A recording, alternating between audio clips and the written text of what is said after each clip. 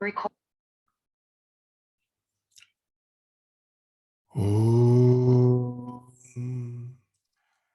Tava Kathamritam Tapta Jivanam Kavibhiritam Kalmashapaham Sravanamangalam Srimadaatatam Bhuvi Grananti Ye Bhurida Jana.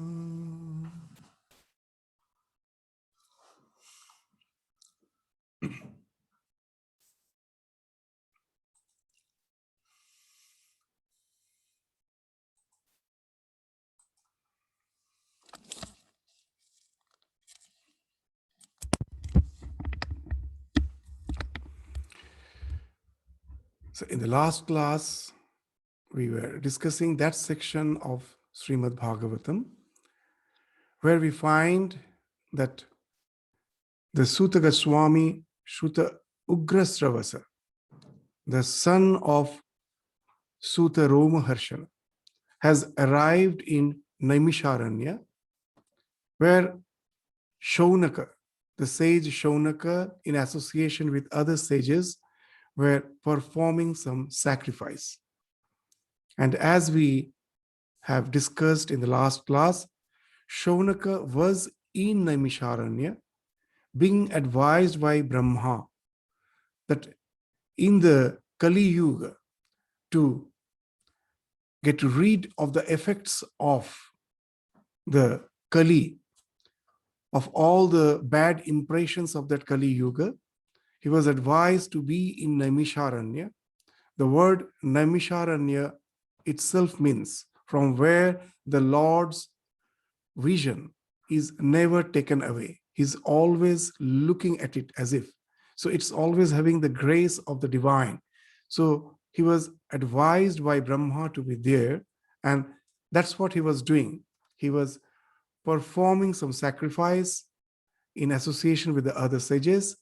And then we find the Sutta Ugrasravasa, who was one among the various Paramahamsas, various saints, who attended the Prayopaveshana of Parikshit, of the king Parikshit. The king Parikshit being cursed that in 7 days he is going to die, he took his seat just by the side of the Ganges, and he, just seeing him sitting there, taking the vow of fasting unto death, many sages there assembled, and he was asking, Parikshit was asking all, that in 7 days, what can I do by which I can attain the highest good, the highest welfare, the highest purpose of life, which is possible in the human birth. So everyone was perplexed. They never knew that in 7 days, just in 7 days, what type of sadhana can lead us to the ultimate perfection. And there we found that the Shukadeva, to whom the Bhagavatam was taught, so he is the one who is propounding the Bhagavatam, knowing very well that just by listening to it, it will purify the soul. Not only purify the soul, it will help him to develop such a devotion. Your mind will be absorbed with the Leela of the divine. And with that, you can attain the highest attainment in life. That is the love of God. And that's how we find Parikshit was blessed by the great sage Shukadeva. By narrating the Bhagavatam, he blessed him.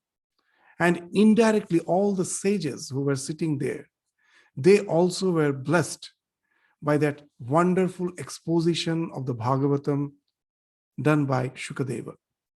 And now among them, this Ugra Sravasa, He was the one who is Srutidhara. Srutidhara is the one who hears, memorizes everything, remembers everything just by hearing once. So Ugrasravasa, the son of Romaharshana, who preached all the other Puranas written by Vyasa, the 18 Puranas, his son, Ugrasravasa, was destined to retell the entire Bhagavatam that he have heard from Shukadeva to all the Paramahansas in Naimisharanya. And that's how the Bhagavatam will be propagated. Now, when Shaunaka and all the other sages invited Ugrasravasa, they asked 6 questions. The 6 famous questions. Today, we will take up that portion, where those 6 questions were asked to Suta Ugrasravasa. Hearing that question, the retelling of the Bhagavatam starts. Ugrasravasa felt that as an answer to those 6 questions, he can do justice to those 6 questions by retelling the entire Bhagavatam. So the context in which the Bhagavatam was again retold, so that it can be spread among all in the human society. So that's the 6 questions which we will take up today. The 6 questions of Shrimad Bhagavatam asked by the sages of Naimisharanya to Suta Ugrasravasa, Suta Swami. So Saunaka and the other sages of Naimisharanya, they asked 6 questions to Suta Ugrasravasa. Now those questions are not only something which was asked to the sages. They're very important because they are highly conducive to even our spiritual welfare, because it clarifies the purpose of the advent of an avatar, of a divine incarnation. What's the purpose of the coming down of the divine incarnation? Those 6 questions will clarify the purpose of the advent of the divine incarnation. So now let us try to have an overview of the questions first. We will refer to the exact slokas, but along with that, we will highlight the questions so that we can also relate to the 6 questions specifically, so that we can understand the context in which the Bhagavatam was narrated. So the first question was, what is the absolute ultimate good for everyone? What's the purpose of life? So in single answer, we can just, if we go through the entire Bhagavatam, we will find the answer which has been given in the various chapters. Mainly these 6 questions have been answered in the 2nd and the 3rd book of Bhagavatam. The Bhagavatam consists of 12 parts, 12 books. Though the entire Bhagavatam is actually an answer to this, but specifically the answer was given in the 2nd and the 3rd book. And the answer, that what's the purpose of life? In one sentence, if we go through the entire text, what we can say? To develop pure love, to develop devotion, unconditional love for God, the absolute, the God. So that is and that entails the ultimate good for everyone. So as previously also we have discussed, we are not again going to repeat it today, that how, by relating to that spiritual dimension of existence, we can really find the answers of life, which is otherwise not possible if we are trying to relate only to the sensate level of existence. We have to relate to the spiritual level of existence through love, through devotion, to really cope up with the struggles of life. And not only that, that can give us ultimate bliss, and we find the purpose of life. We all want happiness. That ultimate happiness is possible only through the love of God. In short, we can say that why we find that the life questions have no answer? Because like any pessimist, we think them to be permanent. In our life, we find that suddenly our path has stopped. There's an adamantine wall, or as if we are standing in front of a precipice. There's an infinite chasm that we cannot even proceed one more step. We all experience this life with all our so-called resources, worldly resources, which at one point of time we were quite optimistic. We thought these, our degrees, our qualifications, our wealth is going to give me all in life. And we find we are we are at the edge of a precipice. We cannot move further. The life with all its problem, as Guru Maharaj used to say, the world is a dog's curly tail. It never gets straightened, however you try. And that's what we find. And then this gives us a pessimistic attitude that the problems are permanent, there is no way out, and it pervades my entire life. That I see that there is no way out of it. They're all pervading, they're permanent. And the optimist thinks the problems to be something temporary and something local. How it happens? Here also, that the one who can relate to that spiritual dimension, immediately the life becomes something infinite. That we are passing through a certain phase. I am in eternal association, in companion with the divine. The divine is my eternal companion. He was, he is, he will be, I am, I was, I will be, and our eternal relationship is through love. That's how the devotee relates to the highest spiritual attainment.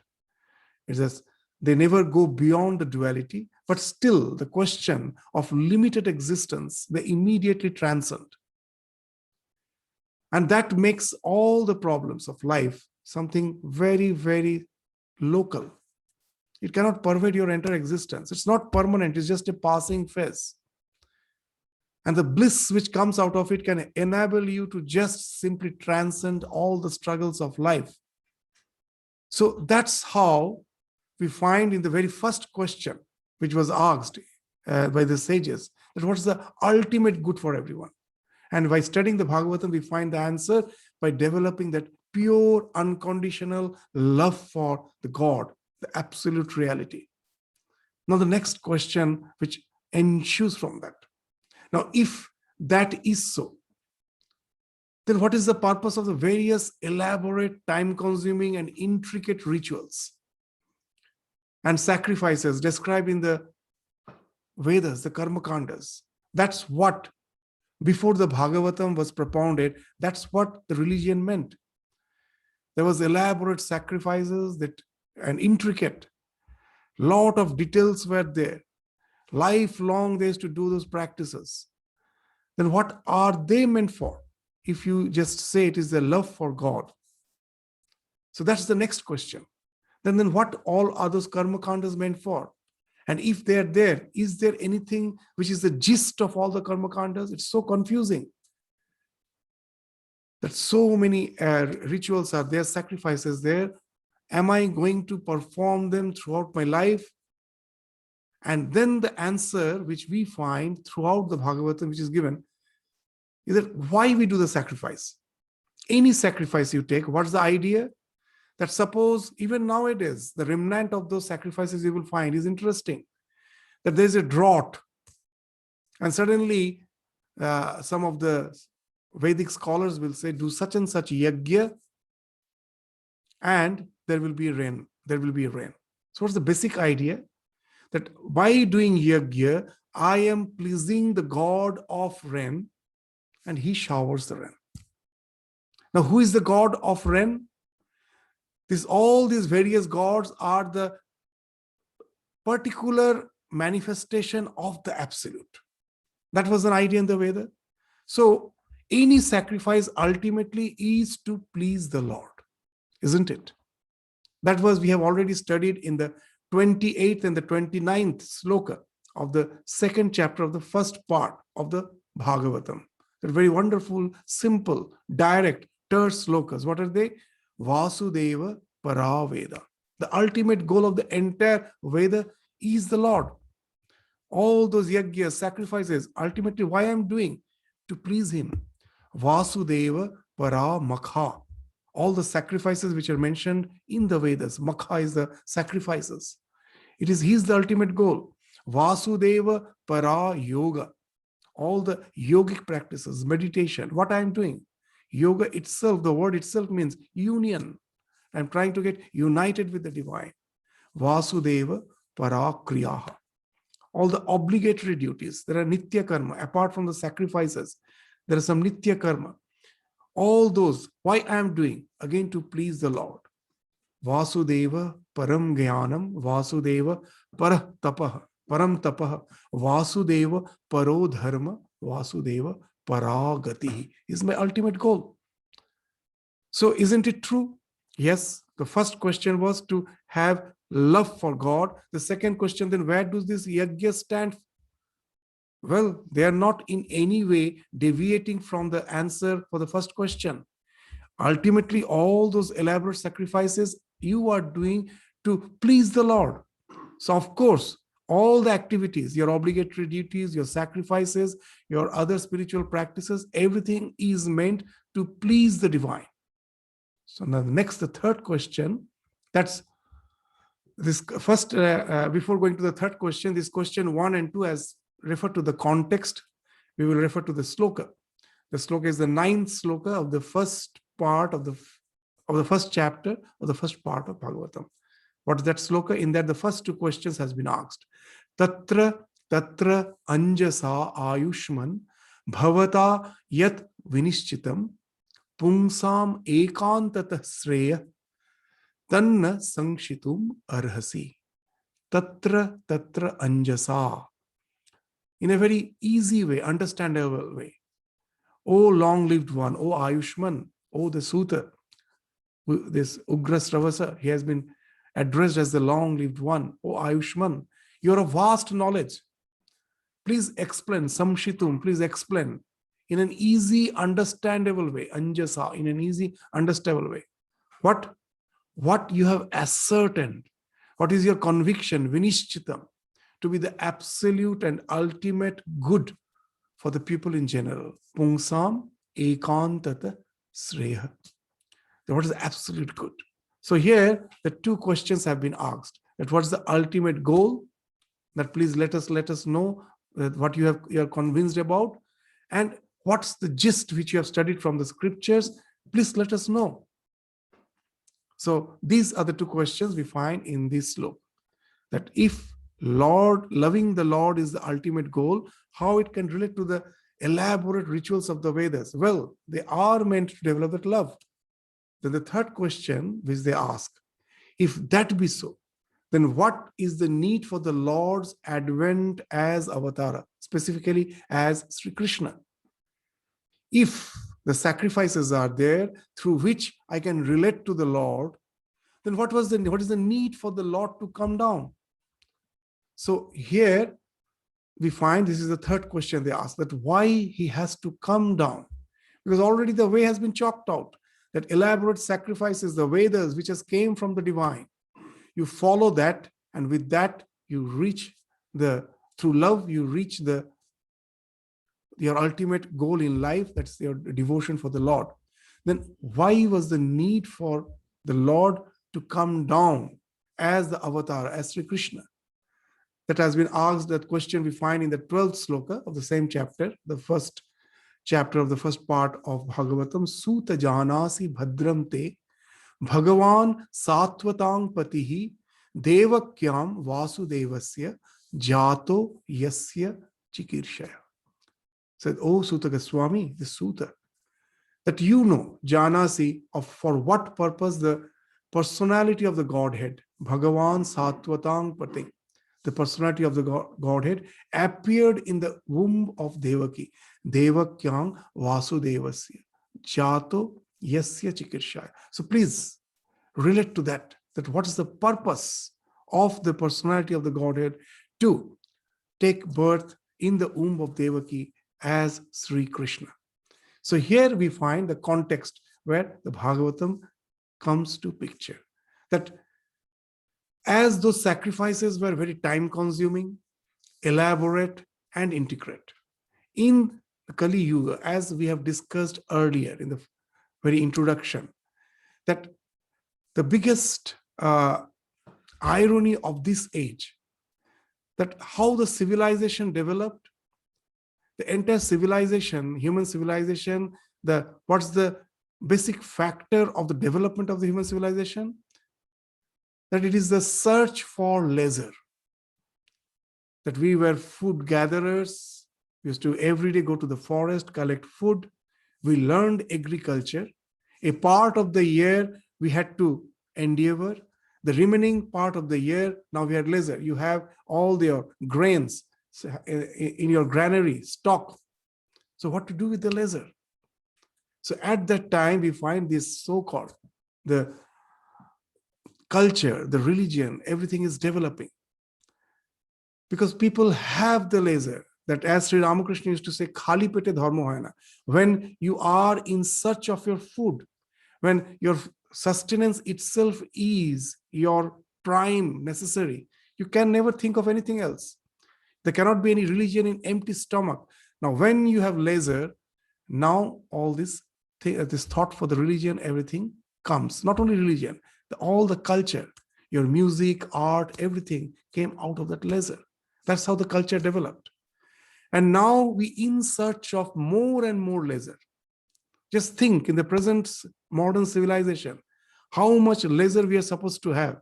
We even don't have to do anything mechanically. You have the washing machine, you have the refrigerator, whatnot, the dryer, the dishwasher. With that, you are supposed to have leisure and leisure alone. Do we have leisure? From morning, that's the biggest paradox of civilization. In our search of leisure, at last we find in this Kali Yuga, from morning till evening, we are like slave working just to sustain ourselves. That's what Sri Ramakrishna meant when he said, Kolite annagato prana. In Bhagavatam, in much later chapter, they say in Kali Yuga, lifespan will be reduced. We say it's opposite, it's increasing. It's not the fact. Actually, it has been mentioned in the Upanishads that human, how many years he lives? 100 years. Jiji Vishet Satang Shama. Yes, there was time where because of the pandemic, many people died, and that way the average lifespan was reduced. Now, because of the medical science, the average lifespan has increased. Many people are living, but no one is crossing 100 or 120. That's the limit. You cannot go beyond that. But you will find again, this is the Yuga. It is mentioned in the Bhagavatam, in the last, that Kali Yuga, when it is almost at the end, human life won't be, the age won't be more than 20 years. You will find in the last 2 years, because of the pandemic, I was reading that news in USA already, the average lifespan has reduced by 2 years. In the last 2 years, it was 78 point something, it was 79, it is now 77. It's not that our lifespan is increasing, it is 100 or 120. But more people have died because of the pandemic at much earlier age, and that way reducing the average.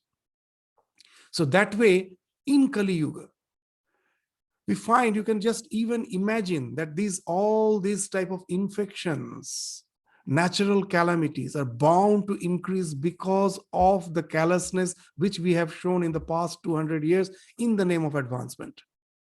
And these are the things that is very difficult to get rid of. The tsunami, the storms, the intensity with which they are coming, the frequency with which they are coming.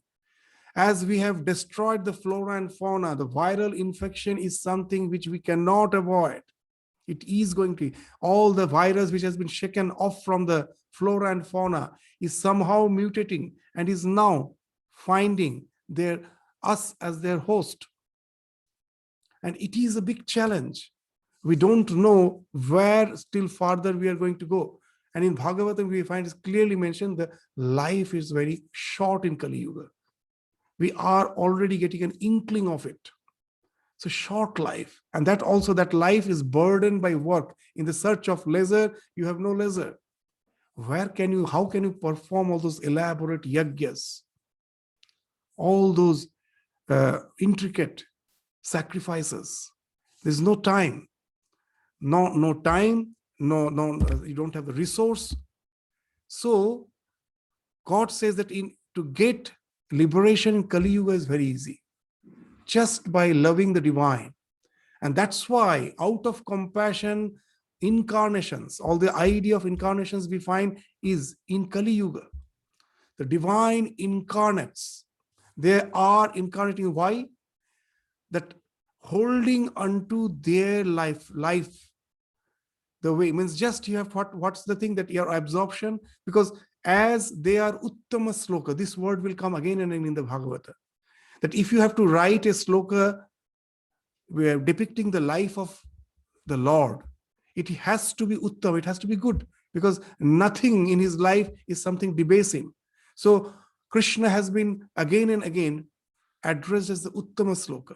So they come down, they live a life of, they perform these pastimes, the lila, holding unto which we can rise up. So that's out of compassion, as that's why that's the purpose of the Advent. Yes, there is no question of denying the efficacy of all those sacrifices. Some say Bhagavatam denies the efficacy. No, it is, they have their efficacy.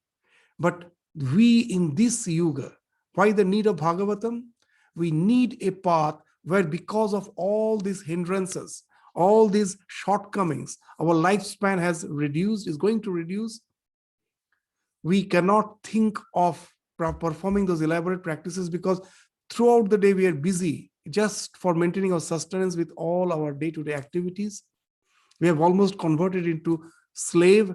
That's why they say that in Satya Yuga, it was that only the Brahmins were there.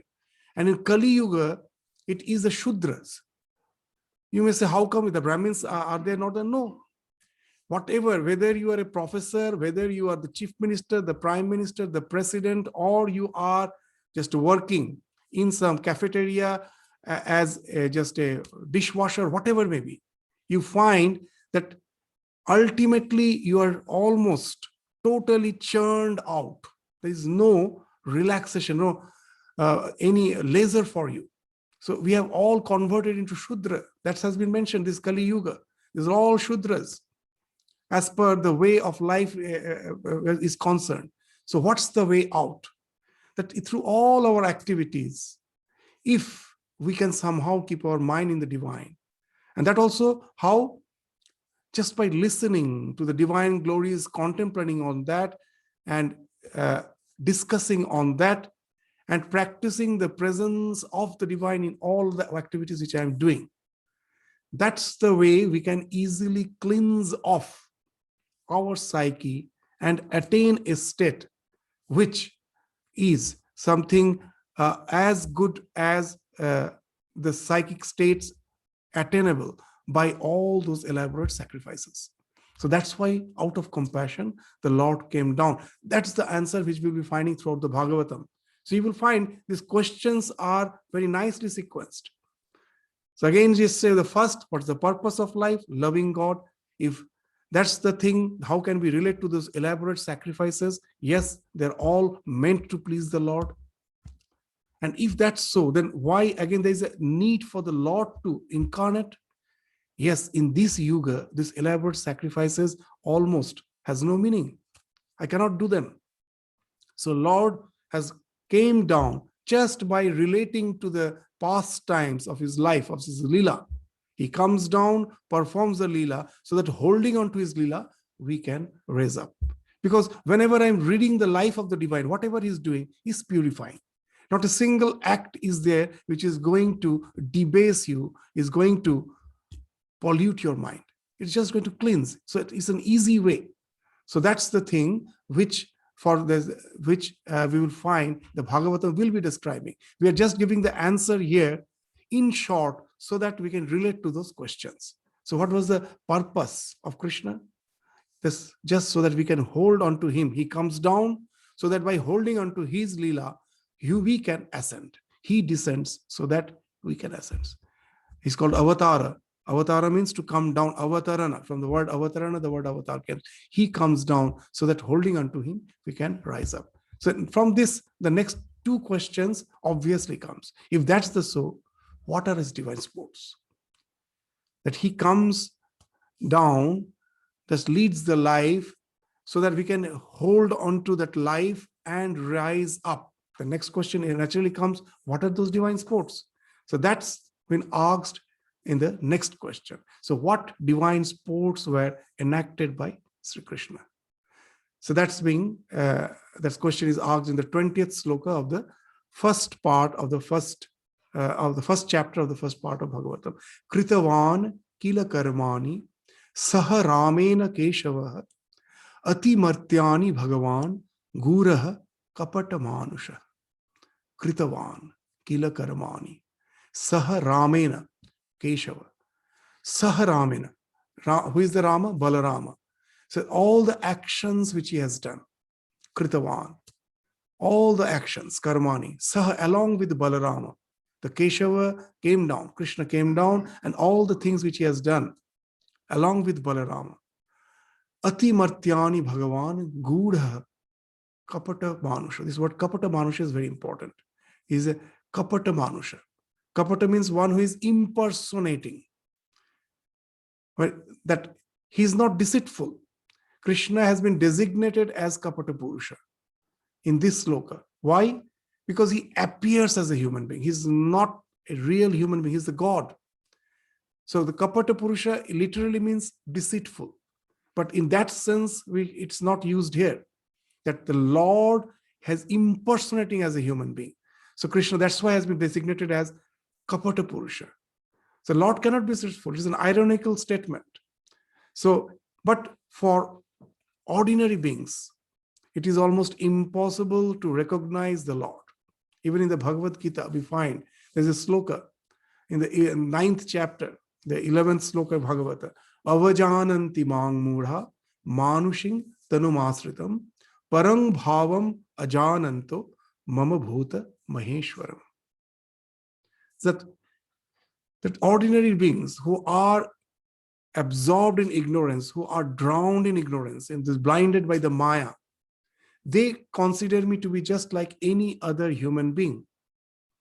Just we will find that there are, even when we read Bhagavatam, that the first thing, the most people will say that Krishna is really deceitful. That in so many ways we will find we cannot relate to that life. Like our ordinary life, as if we just, as Sri Ramakrishna used to say, that if you eat radish, you belch the smell of radish. So like that, the Krishna's Gopi Leela, the Krishna's, the way he's taking the strategy in the war and everything, we find that he's like an ordinary human being, resorting to all tricks, resorting to all very worldly ways of living. They don't understand the real purpose of that life. So many times it happens that Sri Ramakrishna was in Dakshineshwar, and how many people did really understand him? Much later, when after the passing away of Ramakrishna, much later, in Udbodhan, the first general secretary of the Ramakrishna order, Swami Sharadananda, used to stay. One day, a person came and told Swami Sharadananda that, Swamiji, I came here to do sadhu sangha, just to have the company, that's the holy company I came here. And Sharadananda told, do you think that holy company is that easy? When Ramakrishna was in Dakshineshwar, so many people, those who were the temple's office workers, the cleaners, they were every day seeing Ramakrishna. They never understood. They thought him to be an ordinary human being. They thought him not even ordinary. He was a mad person. That's what they thought. So it's very difficult to recognize. So that's why, again, the grace is required. There's ordinary people never even recognize him, that we are so much engrossed in Maya. That's being mentioned in Gita. So that's why this the term Kapata Purusha is very important. That Avajananti, it's very difficult to recognize him. He, in such a nice way, he impersonates himself as an ordinary being. So when he descends as a human being, these deluded persons are unable to recognize him. They do not know the divinity of his personality as the Supreme Lord. So that's being mentioned. So that's why, which without his grace, none can understand that he is the supreme being in human form. So that for that also the grace is required. And then only you can relate to that life. So that's why the sages, the next question is that what are all the divine sports the Krishna has that played that is hidden to the ordinary life, but please relate it to us. So that's the question. And not only as Krishna. So here we find Bhagavatam is all inclusive. It's not only the Krishna, that God has incarnated as all other divine incarnations. So what divine sports were enacted in other divine incarnations? That's the fifth question. So this Athakyahi Harer Dhiman Avatara Katha Shubha Lila Vidadhata Swairamishwaram Atmamaya. So this, O wise one, O Dhiman, speak to us about that auspicious Lila avatars, all the various other incarnations of Hari, of the Lord. So which he assumed by his Maya, Atma Maya. So there are two types of Maya. One is this Guna Maya and another is the Atma Maya. The Guna Maya is that which binds us. Why we are born? Because we are forced to be born. Our past karmas, our samskaras forces us to take birth in particular circumstances, in particular situation of life. That is the Guna Maya. This all the three gunas are as if that the resultant force of the three gunas is giving me the direction for the next life. But the Lord, when he descends, there is no ajnana. Then how? What's the factor for descending? He, like an actor, he just, with the help of Yoga Maya, with the help of his own Maya, knowing very well, he comes down. So this Maya, with the help of which he comes down, has been designated as Atma Maya, which we find in the question which has been asked, that Lila Vidadhata Shwairam Ishwaram Asya Atma Maya. So with that, assuming his own Atma Maya for the purpose of the divine play, he came down in so many forms. Please describe that all those the divine plays which he has enacted in all those incarnations. So that's the fifth question. So this Atma Maya has been defined very nicely in Sri Bhagavad Gita, that Ajopi Sanyavyayatma Bhutanam Ishwaropi San Prakriting Swam Adhisthaya Sambhavami Atma Maya.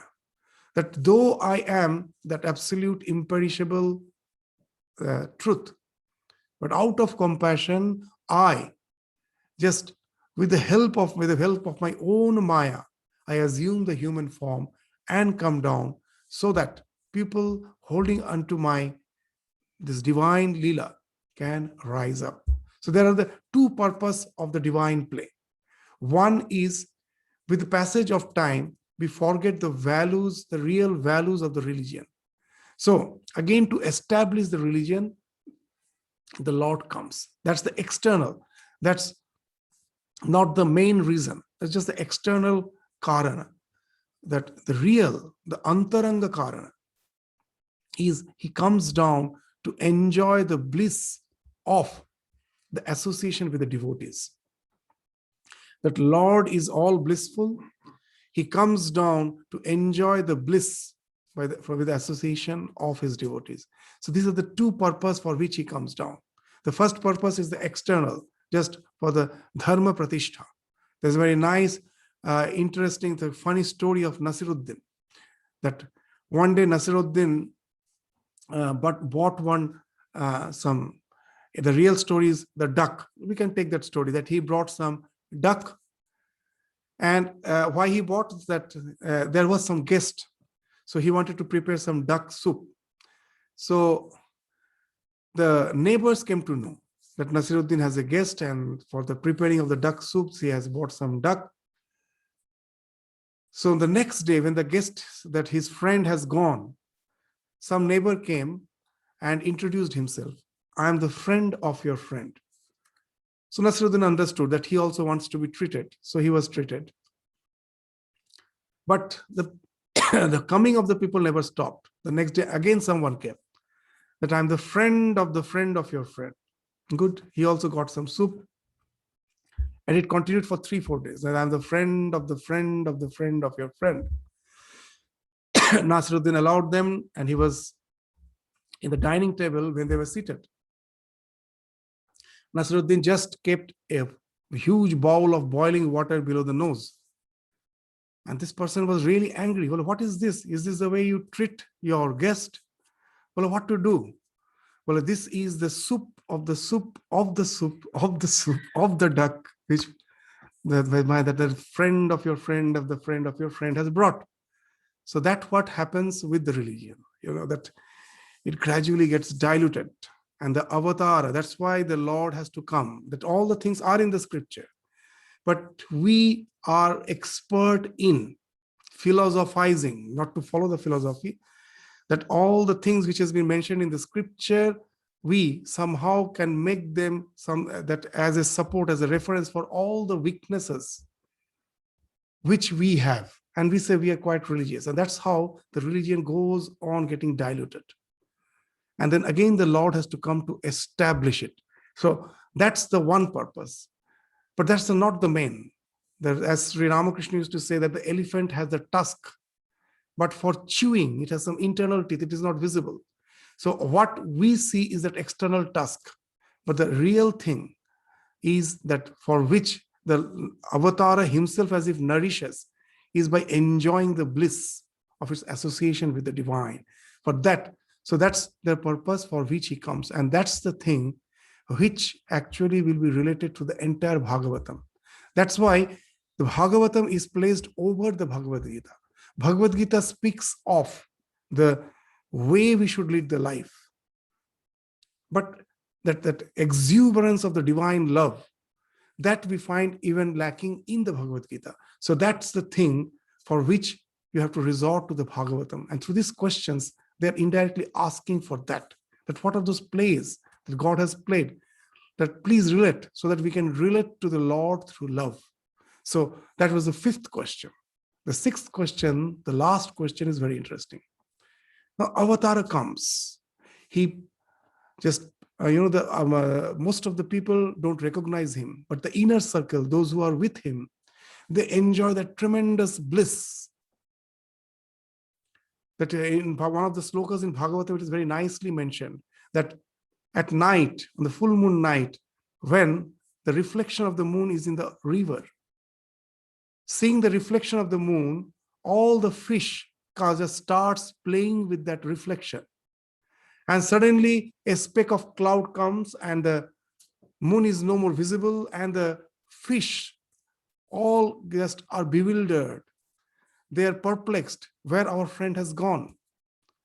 So Avatara comes, the inner circle devotees, they enjoy the bliss of association with the divine, but when he is gone, he leaves this abode, his physical abode, to go back to his eternal abode, holding on to which the spirituality can thrive. So that's the last question. This question is something which is meant for all of us. So throughout the Bhagavatam starts with that. Through on what?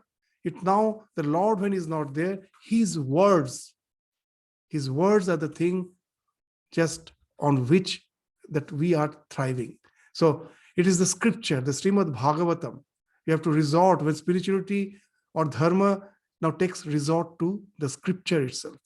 So that's why the scripture is given so much of importance in all the religions, because that speaks of the Lord. The Bible speaks of Jesus.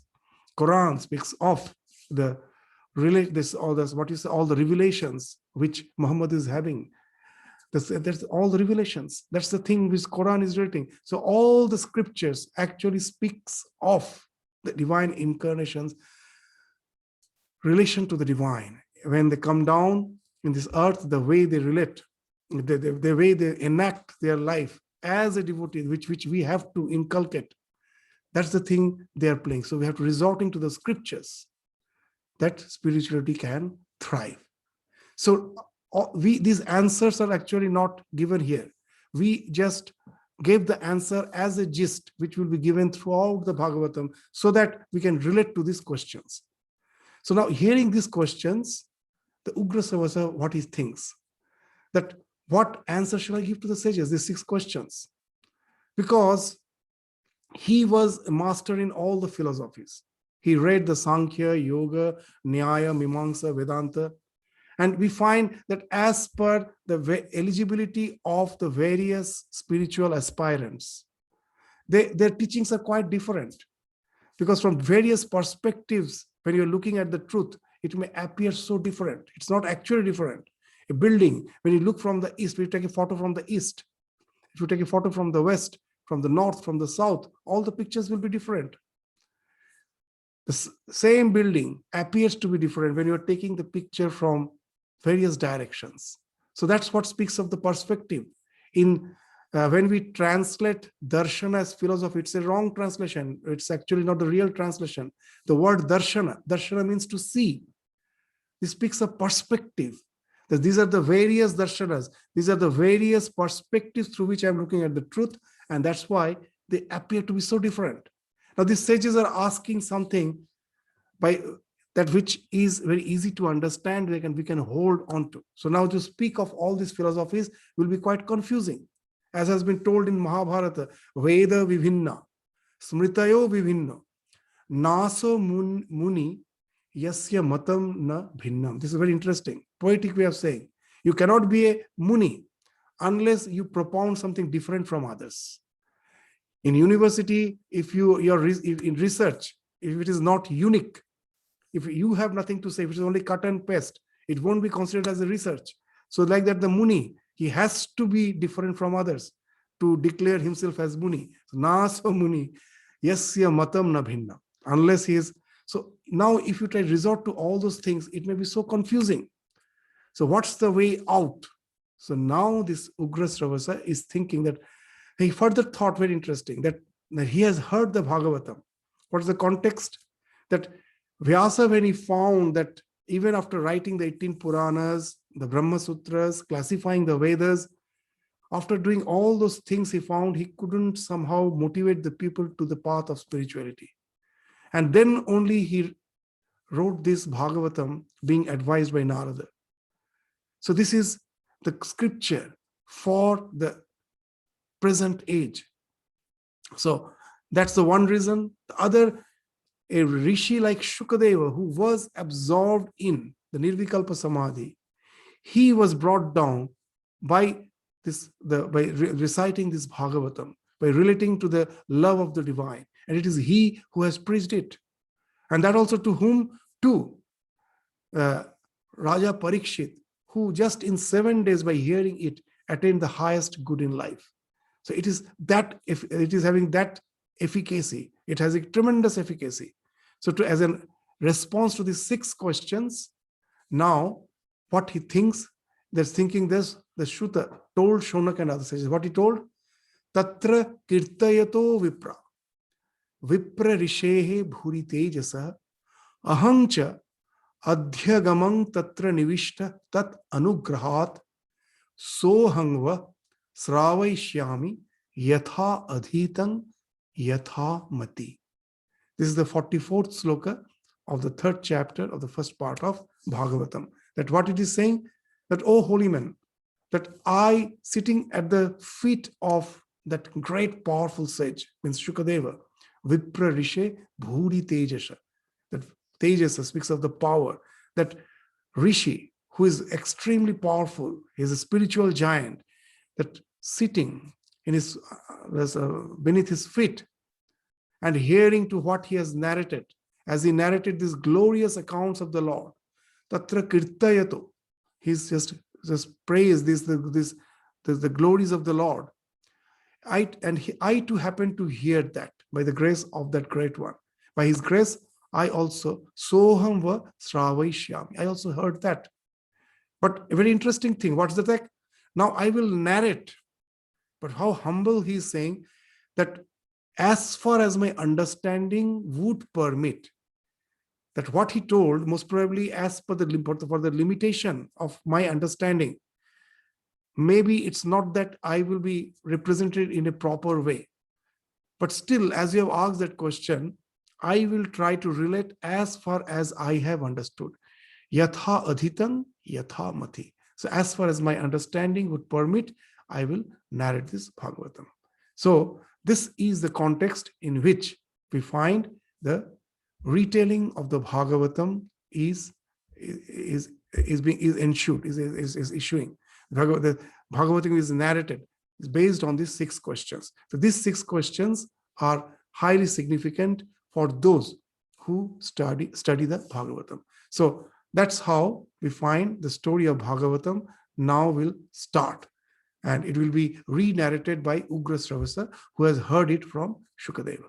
So this is the portion which we took today. So now we will gradually enter into those episodes of Bhagavatam, which we will find it's, as we have already mentioned, it's a very huge scripture. We cannot just take the entire thing sloka by sloka. We will take parts of it, which we find has a very, very, that high spiritual implication in our life. So these portions we will take and we'll try to just complete the Bhagavatam by just resorting to those few episodes. With this, we stop our discussion today. Namaskar. Thank you.